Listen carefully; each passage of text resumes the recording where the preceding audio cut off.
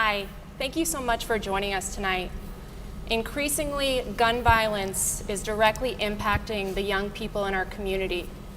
My name is Mandy McLaren, and I write about education for the Courier-Journal. Tonight, we're going to have a conversation about what's happening to our young people. We're here at the Kentucky Center for African American Heritage in the Russell neighborhood, a really beautiful facility dedicated to educating our community about African American history. Where we sit is not far from where 16-year-old Tyree Smith was shot and killed while waiting for his bus on September 23rd. 2 other teens were injured in the drive-by shooting. Tyree's death has shocked many in our community, and rightfully so. But for many young people, this type of loss is becoming too familiar. Tyree was the 21st young homicide victim this year. In all, 82 children and teenagers ages 17 and younger have been wounded in shootings across Louisville this year. And that's according to a preliminary tally from Game Changers, a nonprofit violence prevention organization that tracks shootings. Tonight, we're going to listen to our youth about how gun violence is affecting them and what they think this community needs to do about it. I'm joined this evening by 4 incredible teens who each care really deeply about this community and wanting to make it better. To my right, I have Soliana Mesfin. She is a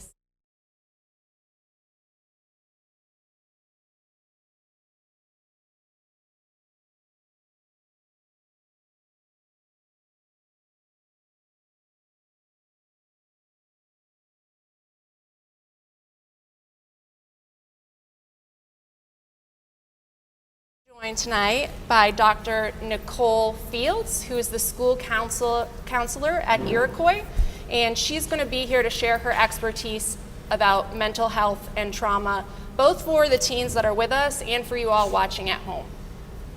So you guys ready to get started? Yes. Yeah? Okay. Soliana, I'm actually going to start with you. Is that okay? Of course, yeah. All right. So you attend Eastern High School. Yes, ma'am. That is the school that Tyree Smith attended. Mm-hmm. This community was really rattled by what happened. Mm-hmm. I can't imagine what it's been like at your school. Could you talk to us a little bit about how things have been since this tragedy? Yes.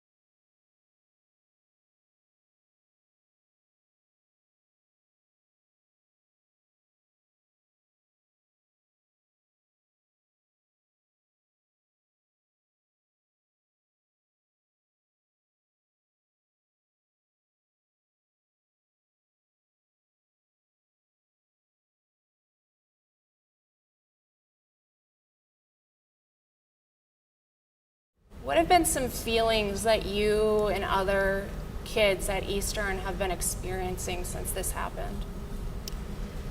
I think for some shock, because gun violence is not a thing within their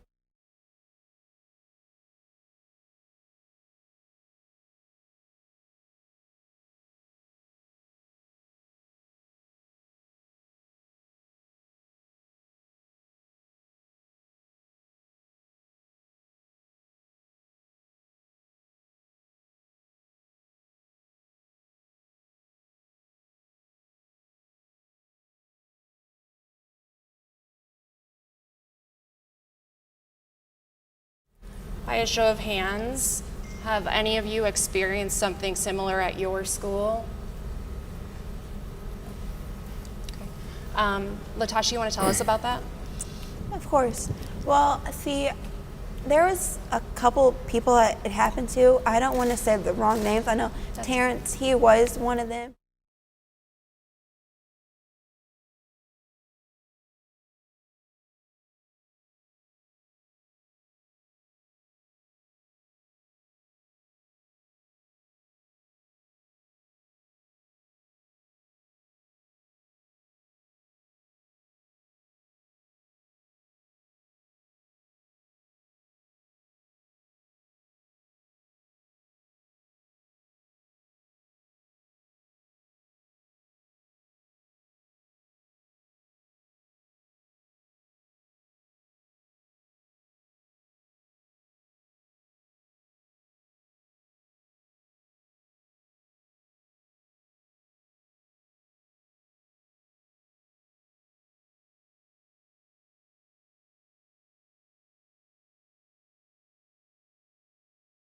You know, be scared to like leave school, you know, go to the park with your friends, go to the mall.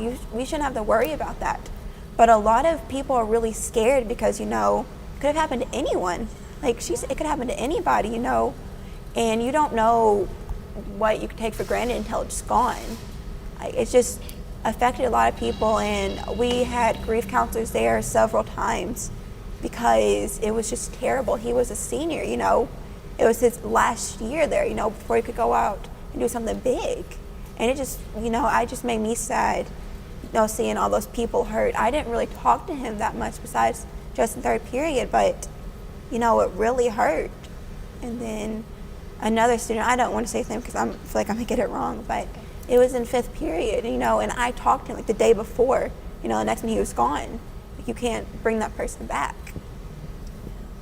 Siren, you had your hand up. Do you want to share how you experienced this, either personally or at Iroquois? Man, I can say at Iroquois alone, I can name probably 4 people that went to our school that's died since I've been a freshman, whether that be Kenna, Chris, Rome, and then one of my teammates, Day One. He died this past summer by getting shot. I got, let alone classmates that have been shot but lived.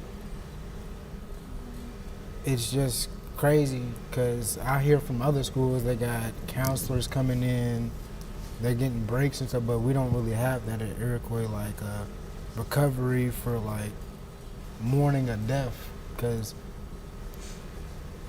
there's normally about every year at Iroquois like a student that dies or someone that was close to the school that passes, and that because of Iroquois so strong on like neighborhood and community, and we're so brought together, when you lose somebody that you used to seeing in the hallways laughing and joking around playing with the security guards, you just see that person gone, it just drains the building, especially once they've been there for 3 years. So it's just way different seeing like outside looking in at other schools how it's not just happening in my school. I thought it was just in my school till I heard the craziness happen outside of my community, because I'm not outreaching out to Eastern or more, so I'm clueless. I think you brought up an important point for, I think, folks in the community to think about. You both knowing at Iroquois and more that you've lost several classmates over the past few years. And Tyree attended Eastern. Do you think that has something to do with the fact that we're sitting here doing this right now? And I guess, how does that make you feel?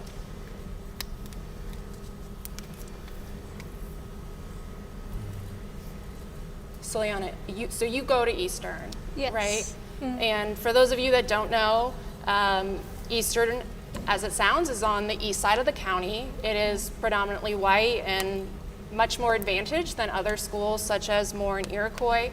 Do you think that it should have taken an Eastern student to die for the community to wake up to what's happening?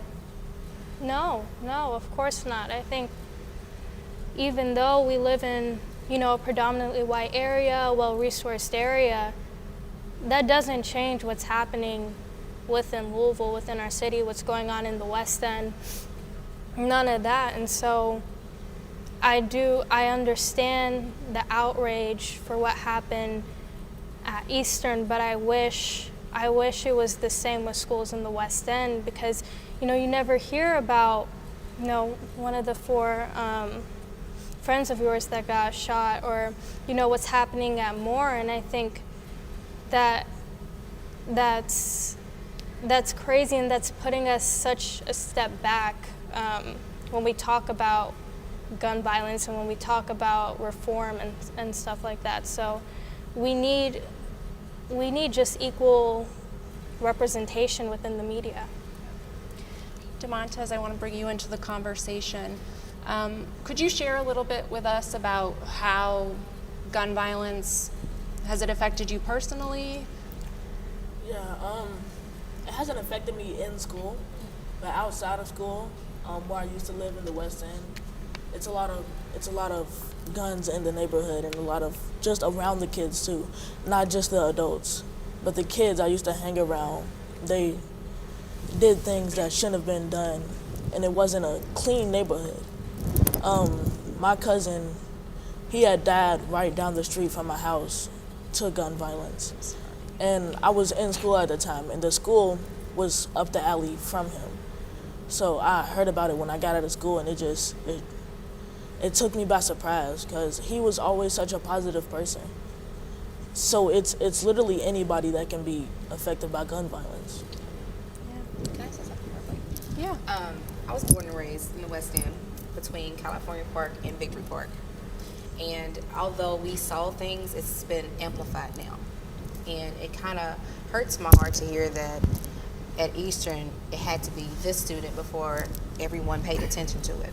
And like we said, it's happening everywhere. And I think that's the conversation that needs to be had, the more transparent conversations, because it could be more Eastern students, it could be more Iroquois students. We need more people in the community to have those transparent conversations to say, you know, if you see something, say something. And I know that everybody's talking about don't be a snitch, but we would never get to the bottom of the issue until we start having those transparent conversations. But you guys have to be able to learn how to use your voices and know there are resources within your building and resources outside of your building as well that can help you get those things that we need. It shouldn't just be at Easter getting it and Iroquois is not. Go ahead, Zyron, go for it. I mean, it's easy to say that as an adult. As a West End child, I understand that. Like, yeah, we can tell them in school, okay, they get suspended. Let alone they get locked up for what, 3 months at most, they're back. This person may or may not live in the same neighborhood as you. That's true. So you're putting not only your life at risk, but your family's life at risk because y'all live in the same neighborhood. So it's easy to say outside looking in, oh, don't snitch, or it's easy to, like, as an adult to say that, but you don't understand. We may not say nothing because this is our friend and they need to protect themselves Right. walking home. And not necessarily as an adult. Like I said, I grew up in the West End. My parents still live in the West End, so we're down there quite frequently. But I also think that there's not enough resources in the community to really help with some of these issues. You know, when the pandemic happened, everybody was like, oh my God, the pandemic. The pandemic has been happening. Homelessness has been happening. Poverty has been happening. It's been happening a lot in the West End.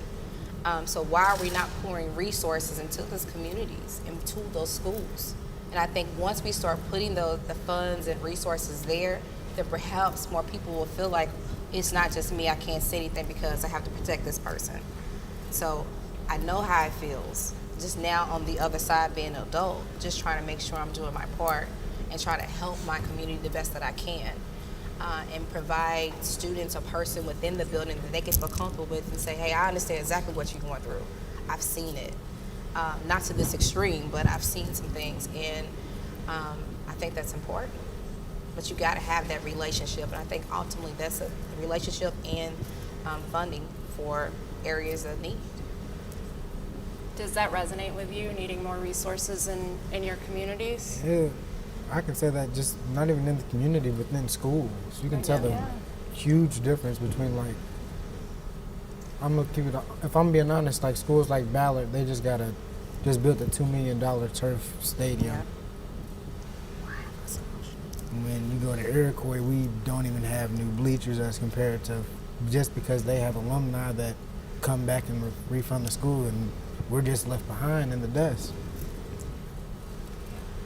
And then I think one thing that tends to happen with schools in that position, Zyron, is how the community views them and how they talk about them.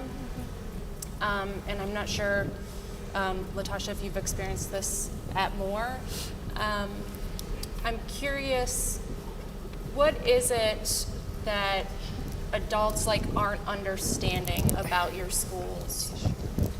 Like, just about gun violence or just in general? Either way. Because I feel like what some teachers don't, or teachers don't really understand at Moore is that, that people okay, so pretty much it's like, okay, it's hard to explain. So it's like two groups of people and like more, you know, there's like I don't know, because it's like, I don't think it's going to sound bad, but it's like, you know, it's like really hard. Okay, there's different races, and you know, and some races hang out with other ones versus others, you know, because like some people really judge somebody by their skin tone. Like, for example, like in a relationship, maybe one, like a girl wants like a dark skinned boyfriend just because, you know, of like their skin tone, and they want to feel protected. But then also at the same time, people also say that the African American males are really more aggressive than the white males, which I don't really understand that though, because it's just like really hard to explain. Because I don't know if y'all seen it, but there was like an incident where like a teacher like, was fighting a student. That was in school. And so people, it's different perspectives on it, and I'm like, okay, I understand that, but still, a teacher still shouldn't put his hands on a student. Like, I wasn't there, I don't know what he said, but that should have so been like ignored. It could have been different, you know. He could have went and talked to him in a different room, you know, or sent him to the office, but he decided to take matters into his own hands, you know, which was actually fighting a student, and it took a teacher and like several students to pull them apart. And then the one student that he was fighting was affected by gun violence. And the teacher said something like I don't know what he said exactly, but he said a racial slur about something like, you're just going to make another black boy that's going to get shot.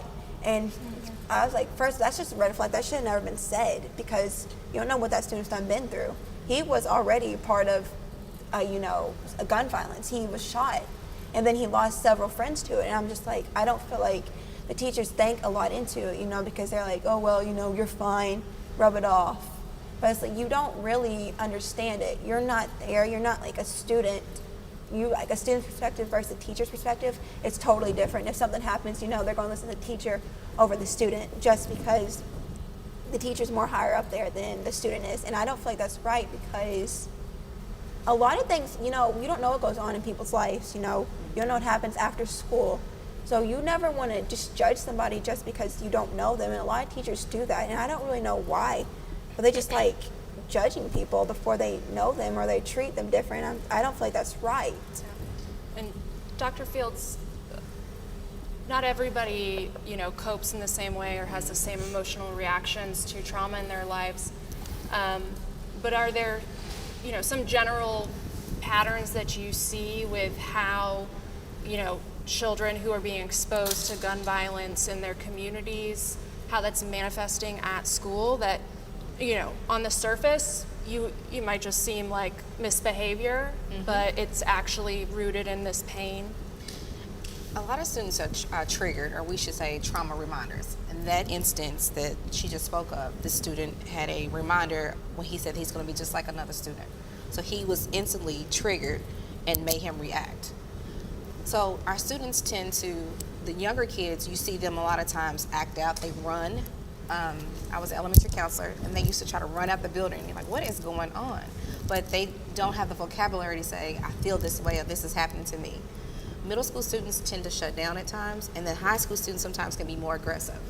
And so what I try to tell the teachers, when you start noticing things about your students, you should let your counselors know, or your mental health practitioner, especially if you have a relationship with that student. And I think that's the foundation for everything.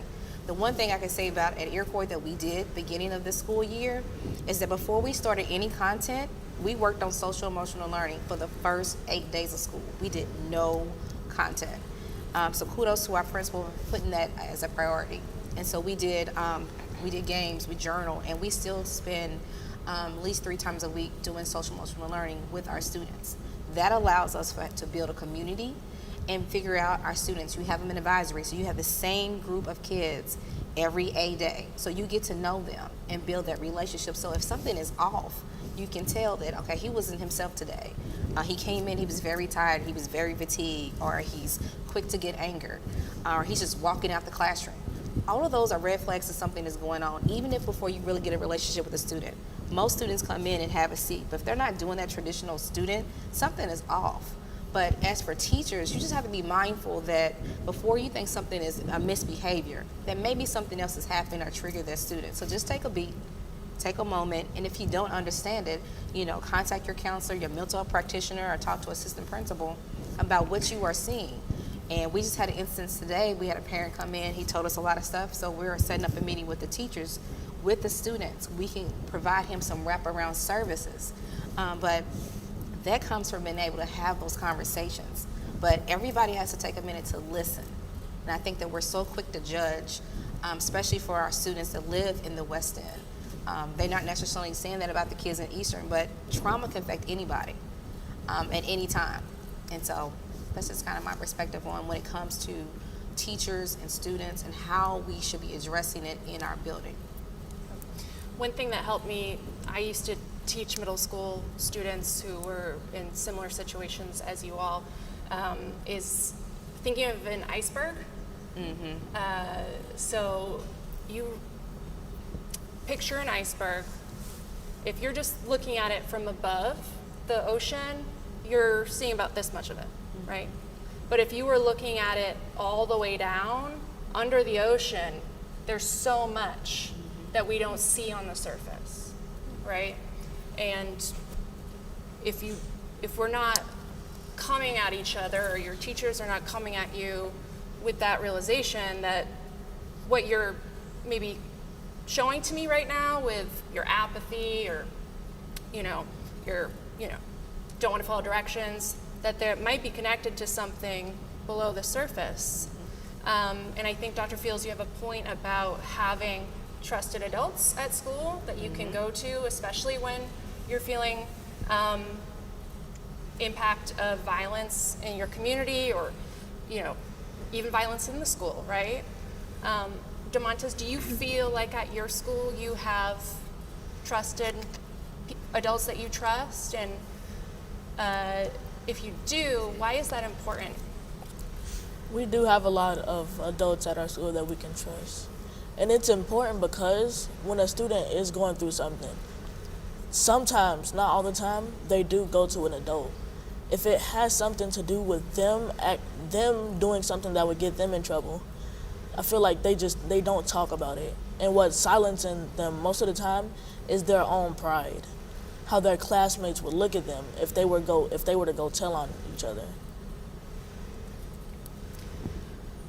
One thing that's come up recently since the shooting a few weeks ago was the Louisville police chief talking about, in her opinion, part of what's a problem right now is that we don't have resource officers in schools. And from what I understand about what she said publicly is she thinks that part of the issue right now is that if we had officers in schools, they would be able to get wind of maybe conflicts that are brewing, that maybe not even be in the school, but out in the community, and that they would be able to sort of intervene before things escalate. I'm curious, what do you make of that argument for having officers in schools? I think it would go back a lot in generational trauma and how kids are already outside having to deal with guns and staying away from certain people. But now in school, there's an officer, an armed officer. If you don't want to be around guns outside of school, why would you want to be around them inside of school? And I'll come back. We can come back to you. Yeah. What do you think, Latasha? I feel like with the whole matter of having armed police officers in school, I don't feel like that's a good idea, just because people are already scared of the police officers just because they've seen what's going on last year, and how it's still going on this year. People are just scared because the police officer is supposed to protect you, but whenever they turn their backs on you, then there's really nobody you can go to, because that's the law enforcement. That's how they try and help you. I just feel like with police officers being there, the people that have came in contact with police officers, if that was just some odd reason because somebody thought something of them, that just scares them and tenses up. For me, I was walking with my siblings. I was in my hometown walking with my siblings, and we was walking for a good minute, and these police officers stopped us. me, I was like automatically scared just because, you know, I just see what's going on in me being like a black person. You know, I'm scared that I'm gonna get shot because, you know, of my skin tone, and like my heart stopped. Like it stopped, like it like dropped. I was like shaking when I was talking to them, and I was just like, what can I do for you? And I had my siblings behind me, you know, keep in mind that. So, you know, I was trying to protect them. Like I was doing that, but I was also like scared because like my heart dropped, and I was like, oh my gosh, what am I gonna do? And then even just having run-ins with them, you know, you're just so scared because you grow up seeing this stuff, you know, you can't really trust them anymore. You know, it's like you just have nobody to trust anymore. It's like, because you're not safe anywhere. You see on the news that people are getting shot in their homes. It's just nowhere safe for you to be, nowhere. I see you both over here nodding your heads when she's talking about having officers in school might actually make students feel less safe.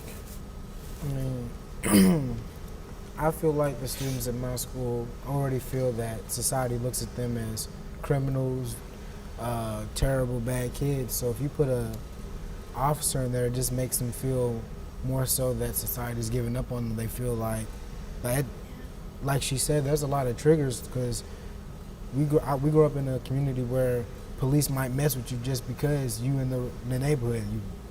The neighborhood you live in is dangerous, so you grow up to have a hateful image when you think about anything that comes to police. So putting something like that in a school, for one, will throw a lot of people off. And back to what I said last time about kids having weapons to protect themselves, that's gonna make them feel, you know what, I'm not as well not even go to school, because then if I go to school with the weapon, I'm gonna get in trouble, I'm gonna get caught, possibly get locked up. But if I don't go to school, I'm safer at home. So, Liana, you have thoughts? Yeah, I completely disagree with Chief Shields' statement. There are many other ways to ensure safety within our schools, and implementing officers will do the exact opposite. And so I agree with what everyone's saying, that students, especially students of color, black students, the majority of the time do not feel safe when there's an officer around, just because of personal experiences or even what happened, you know, last year in the whole Breonna Taylor situation in our Black Lives Matter movement. And we see who our officers are within Louisville. And, you know, I don't think that anybody would feel comfortable. And school is a space where people are supposed to have comfort, you know, where, you know, home life may not be good, but, you know, you can go to school and you can learn. It's somewhere where you can further yourself. And just seeing that one officer in the corner of the hall can completely ruin your day and completely change your outlook on what school is meant to be. And so there are other ways to implement safety, and that's through social and emotional resources and overall just support for each and every student. Tez, did you want to go? Yeah. Go ahead. Zai, he had said something about protecting yourself at school. Feeling the need to feel protected in a place where you should already feel protected is already a problem. And adding SROs or armed guards to the school, that could worry some students.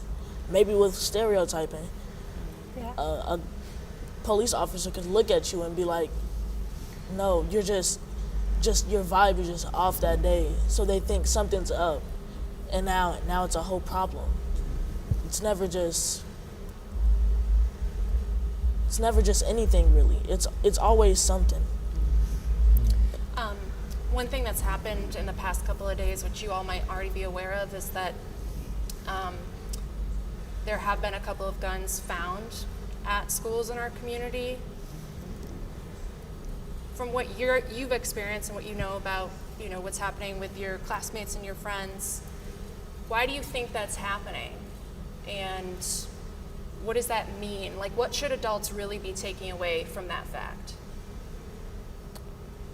I feel like adults need to understand that a school is a representation of the community that it's in. Mm-hmm. So like she said, she's out Eastern, they're in the bubble. That's why they had to have the rude awakening whenever, they recently had somebody pass, but as me compared to her, I'm accustomed to it. I'm used to going through, seeing bad news, getting phone calls, text messages, just that devastates you. And I feel like they need to understand that maybe it's not the kids are bad, maybe they are hurting and they don't understand how to express their feelings. Maybe they feel like society had already given up on them, so there's not even a point of me even trying. And I feel like I see that a lot at my school, and when we think about ourselves, we don't have as much pride as somebody at Central would have, because our school doesn't look as good as theirs. Our sports aren't as successful compared to theirs. And then once you get all that built up into a building, nobody wants to be here. None of us applied to be here, as compared to nobody. When you first go there, you don't want to be there, so that can affect how a school is altogether. And that kind of goes back on the stereotyping thing. You could look at somebody from Central, like you said, and think, oh, that's a good kid. Mm-hmm. But then look at Iroquois or Eastern and think, no, they're bad, because look where they came from and look who they're around. With the whole stereotype and stuff, I was talking about that earlier before we started this, and I just feel like a lot of people just tend to judge. For example, say if there's a large group of African Americans, versus a group of white people, that the African Americans are going to get, stared at because they're going to say that they're aggressive, they're planning something, it's a gang, it's just because of their skin tone. It's that's not right, because you can't judge somebody about it. You don't know what's going on with them. Or even me being light skinned, I still get judged because it's you're too dark for the whites, you're too light for the darks. It's just really don't make no sense, because it's just we're all if we was all say we was to get cut or something, we all have the exact same blood. So there's really nothing that's different between us. You can go back in history and see how people were treated different based on their race. Because say these people are lighter, or so they are in the house, or these people are more darker, so they're outside. It just don't really make sense, because I just feel like people just tend to judge. Or I've walked around stores before and I still somebody looking at me the corner of their eye, and you're just it makes no sense. Or even if you go to the makeup, the darker colored makeup is locked, but the lighter makeup, isn't, because they're thinking that the black people are going to steal something. Or even if with our hair products, we have a little aisle versus these many aisles of stuff that white people use for the hair. I know it sounds really bad, but it's no other way to put it. It doesn't sound bad. Let me tell you It's that. honest. It's the truth. If it sounds bad, that means it's a problem. It's or I feel I know everybody gets treated differently, but I feel like a African American man, they have more of a higher stereotype to live up to, because they're considered aggressive or, dangerous, or they're going to be abusive or something, just because, that's just what people think about them. But it really, you don't understand, because you're not them. You don't live in their shadows. You don't know what they go through to make them the way that they are. Yeah. That's actually one thing that, so I've talked to Zyron before, and one thing that you brought up, Zyron, that I think I'd like you to speak on too, or Tez if you want to as well, that in the shootings that we're seeing involving young people in our community, not always, but often, our black boys are involved. And Zy, you've talked to me before about emotions and what happens when those emotions never get let out. Could you sort of explain for the folks listening, as a black boy in our community, do you feel like you have the space, the time, the role models to know how to work through those emotions? I mean, growing up as the sad truth, a lot of young black men in my community are with a single mother. I feel like single mothers try their hardest to try to play both the father and the mother role, and they sometimes can overplay it, being, you're a boy, you're supposed to get back up. Stop crying. Come on, wipe your face. Get back to it. So after so long of that being built up, and you're putting all these problems away, you don't want to go to nobody. You don't want to look soft. You don't want to look vulnerable in a public setting, because being vulnerable can cost you your life. So once you have all these things piled up and you put a whole bunch of people like that into the same building as of like a school, it's destined for issues.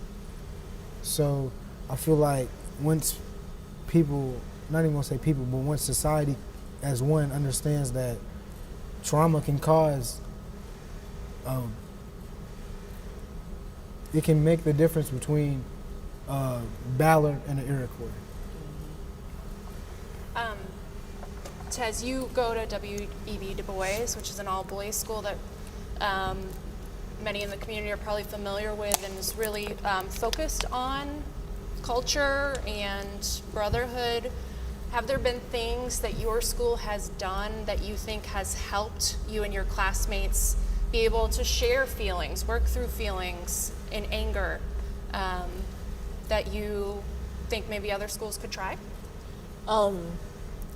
Not really anything new that I can think of right now, but our counselors they're actual people. They don't just give textbook responses. They take your problems and work through them with you and your family. It's not just okay, well, you need to work on this. Here's your areas that's bad, here's your areas that's good. It's let's work on this together. I've been where you've been. I think that we need more counselors that look like our students. And at my school, we have 6 counselors. I'm the only African-American counselor that is in my building. But we also have 2 mental health practitioners. And I think that sometimes students may not feel comfortable talking to counselors that don't look like you, that haven't experienced that. So when I'm talking to students, I let them know, I'm not your mom, but I'm a person that can have that relationship with you. That whole school auntie mentality is real for me. So they feel comfortable if they can talk to me. Now, I'm in freshman land. So I always say I'm in the freshman land. And so I don't get a chance to venture out too much. But the students that I had when I came to Iroquois 2 years ago, my juniors now, they still come back and they come down to the freshman land and check in with me. If they have any issues, they may call and say, hey, Dr. Fields, the student needs to see you. And I go to the classes and see them. But I think that's important that within our school we're doing that. Because kids may not be comfortable talking to someone that doesn't look like them, because they may not understand their experience. Yeah, that's the same thing here. I think me at Eastern, we have majority all-white administration, and then our teachers, maybe out of 110, probably 7 of them are black. And so we do have a mental health counselor, and we provide those resources to a certain extent, but at the end of the day, it's like, I'm not gonna go to somebody I don't feel comfortable talking with, or I'm not gonna go to somebody who doesn't understand my struggles. Especially being black is a big part of my identity, and it's a big part of what I struggle with, and that's the same for many other black students. And so there's hesitancy there that, it's not easily breakable. When we talk about getting mental health support, and I think that's the same with a lot of PWIs, especially because, where do we fit in all of this? If we're being, victimized by the administration through stereotypes or, misconceptions that other students have about us, it's like, well, we're the only ones we can cling on to, and that doesn't translate to professional support. Yeah. And I would imagine if you feel that way at your school, let's say you do happen to catch wind of something that happened in the community or maybe in the school, I would assume that you might not feel as safe or trusting of a space to be able to talk to an adult at your school about it, right? I mean, I have, she's over here right now. She's here right now, so, I mean. So he's pointing to Chef Nakia Rhodes, who's the culinary teacher at Iroquois. But I feel kind of like picking back on what she said about having black counselors. You can see at schools like mine, we have more positive reactions with the security guards who look like us as compared to the white counselors that we have. Like someone, not gonna say names, but there's somebody at our school, shout out Jordan. But I know you in the hallway, he's gonna be loud, annoying, obnoxious, joking. So I know a lot of students can, if they have an issue, they can always pull Jordan to the side, or Jordan will even be able to spot out the issues before they've even said. And I feel like what she said as far as having people that may cause triggers in the building, because you may never know. We have some students that maybe there's a cop that just always messes with everybody, white man. You go to high school, you just see nothing but predominantly white males that can cause a lot of people to say, okay, I can't even trust nobody in this building in the first place to go to with my problems. Dr. Fields, hopefully we have a lot of parents watching tonight. When they step away from their screens and think about what they heard, do you have any suggestions for how they can start these conversations with their kids? I am a JCPS parent. We have 3 kids in JCPS. We have an 8th grader, a 5th grader, and a 1st grader. And so when the shooting happened with the young man from Eastern, of course, we were all at work when it happened. But I did text my husband and say, we have to talk about this. Same thing with Breonna Taylor, George Floyd, anything that happens, because we have African-American kids. And I do not want my kids to walk around in this bubble and be unaware. So we talk first, my husband and I. You may not have a spouse, but maybe you can call a neighbor or a church person and have somebody kind of be your sounding board of where to start first, because you have to be comfortable first, because again, it's a difficult conversation. And you can also call your counselors. Like, I'm willing to talk to parents and give them some talking points. We'll start here, because what I say to my 13-year-old is not the same conversation that I would have with my 6-year-old, but you have to have that conversation. So when they came home from school, we talked to my 13-year-old and actually the 13 and 10-year-old together and said, there was a shooting that happened, and on a bus stop. Now, fortunately, they don't ride a bus to school. We take them to school. But I have family members that do ride a bus. And we talked about, being aware of your surroundings. And I know that not everybody can have that feeling comfortable to talk to someone in school, but I always tell my kids there's always somebody in that building, whether it's custodian or the cafeteria worker, somebody you can talk to that you feel like you can trust. And tell the parents that allow them to find that person. So if something is happening, find that trusted adult that you can have that conversation with. And sometimes that's hard for kids to find that person. But starting there first with the parents, you have to be okay with what's happening. Am I angry? Absolutely. Am I fearful? Absolutely. And I let my kids know, I'm angry. Mommy is sad. This hurts my feelings that this is happening. It hurts my feelings to see I have a 5'7", 13-year-old boy who's sweet as pie. But when we go out, that's not how society sees him.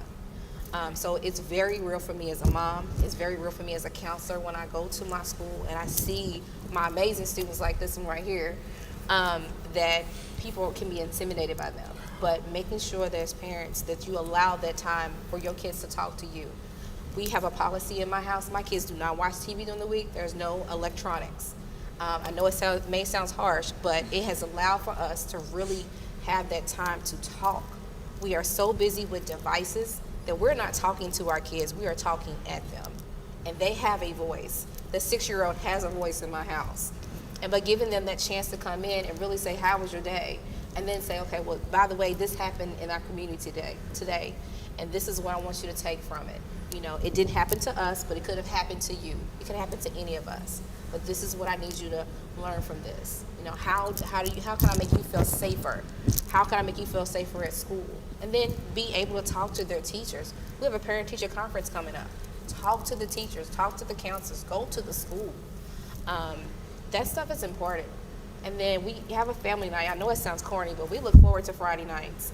We start off with a serious conversation, but we end up doing something fun, whether it's painting, movie night, or something. But make it important that you having those conversations with your kiddos and explain to them what trauma is, because trauma is individualized.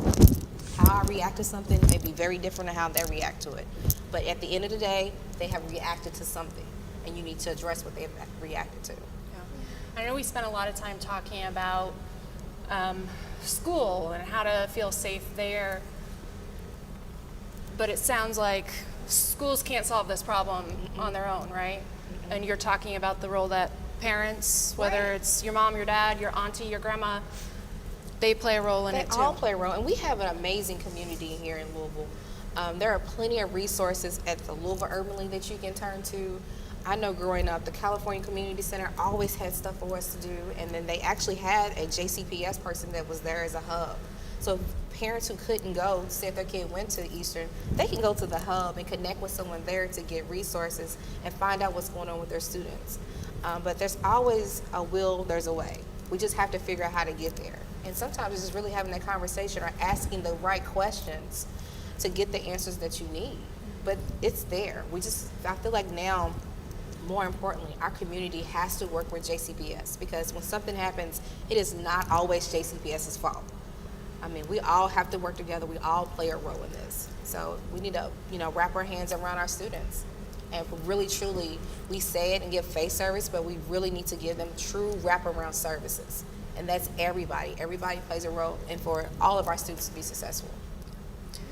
There's one other group that I'm pretty sure we have some public officials, some state senators, representatives watching tonight. The mayor might be watching. This is one group that we haven't talked about yet. I'm going to give you each a chance to think about your answer. But what is one thing you would want these elected officials to know, anybody with power to make change? What is the most important thing that you want them to take away from our conversation tonight?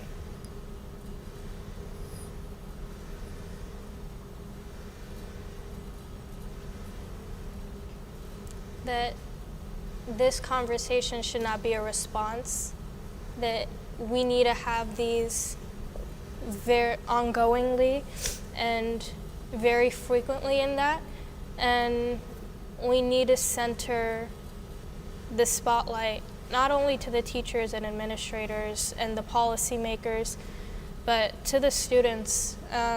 We have a lot to say. I think here we displayed that right now, but we don't represent all students. We don't represent all Black students, and so we need to spread this message along to other students who, are affected heavily with this topic, and those who may not even know about this topic, just to, see perspectives, but we need to just shift the power, and I think that this is where true change begins from, is that if we start off with our students, that's how we really know what's going on in our communities, and then working from there.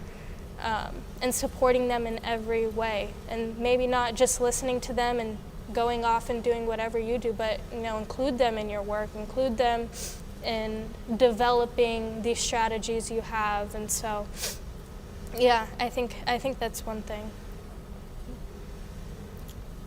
Tess?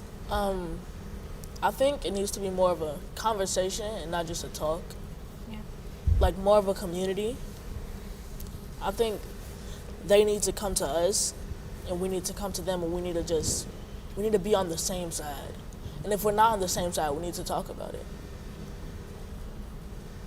Latasha? Well, I think something that they should take from this is that you don't know what's going on in people's lives, outside of school. You don't know what's going on with them, and I feel like you need to not judge them just based off of their skin tone or just because of how we were labeled in the past, because that's not how everybody is. Everybody's unique in their own way, and I feel like they just need to listen to our perspectives, because from being a student's point of view to be a teacher's point of view, they're totally different.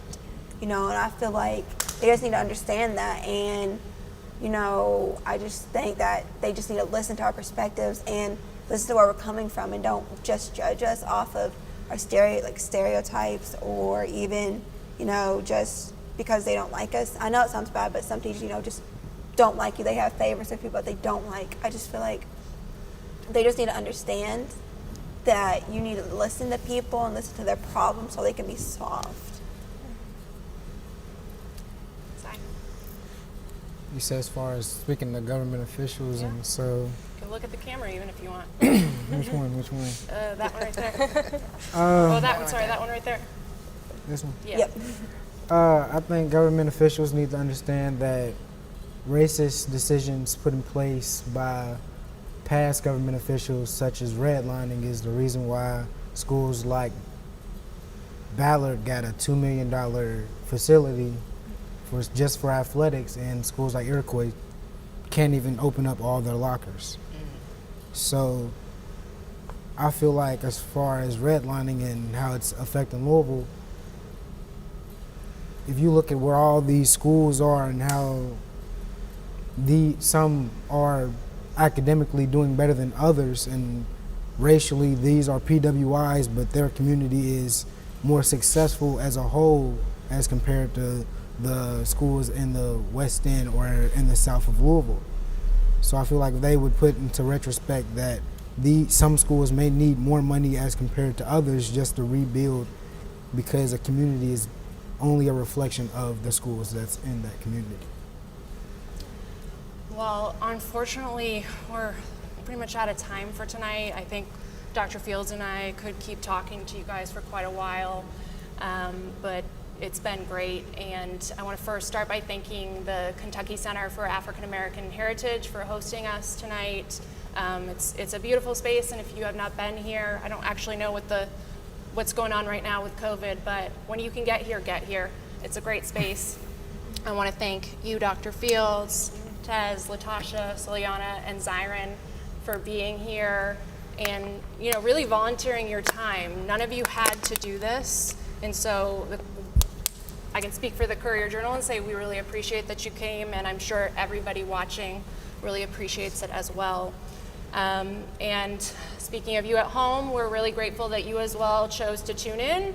Same thing, you didn't have to do this tonight, but you made a choice, and we really hope that what you heard tonight can help you start a conversation with your family members, your friends, your neighbors. And to the public officials watching, I will add on to what these young people have said here today is, please do not let this be the last time you hear from youth, especially about the gun violence that's happening in our community. Like Soliana said, they are essential to us solving this problem. You know more than y'all. A lot more than y'all. And finally, I'd like to share one way the Courier-Journal is going to continue this conversation and invite you all to follow along.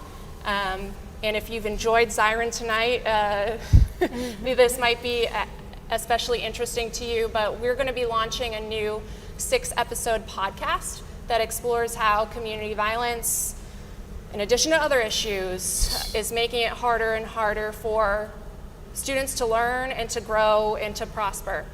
And the podcast is also going to take on something that came up tonight, is how we as a community talk about our schools. How we call some good schools and we call other bad schools. And the impact that that has on students having to hear that. And so the podcast is called, and there are definitely air quotes here, A Bad School, because we are going to be busting that myth, and it's coming soon to Apple, Spotify, or wherever you get your podcasts, and we hope that you will follow along with us. Thank you again so much for being here and for joining us at home. Have a good night.